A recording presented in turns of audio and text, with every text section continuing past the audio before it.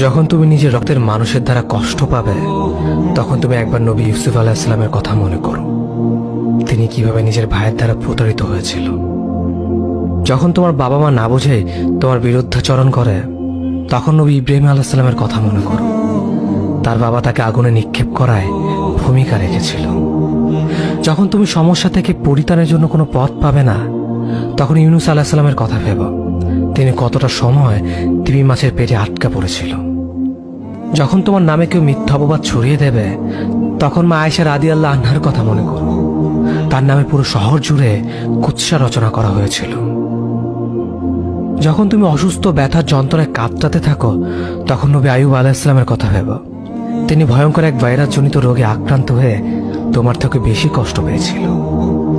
যখন তুমি দিনের কোনো বিধান নীতিতে যুক্তি খুঁজে পাও না, তখন নবী নূহ আলাইহিস সালামের কথা ভেবো। তিনি কোনো প্রশ্ন ছাড়াই মরুভূমিতে নৌকা তৈরি করেছিল।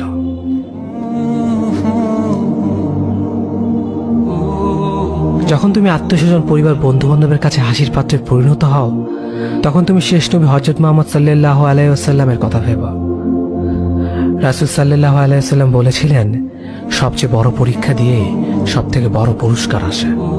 যখন আল্লাহ কাউকে ভালোবাসেন, তখন তাকে পরীক্ষা করেন, এবং যে এই পরীক্ষাগুলো মেনে নেয়, সে আল্লাহর সন্তুষ্টি অর্জন করে। আর যে অভিযোগ করে, সে তার ক্রোধের পাত্র হয়। হে আল্লাহ, তোমার কথা মনে করা, তোমার প্রতি কৃতজ্ঞ হওয়ার এবং তোমার ইবাদত করার তৌফিক আমাদের দান করো। আমিন। যেভাবে তুমি সন্তুষ্ট হও, সেভাবেই আমাদের পরিচালিত করো।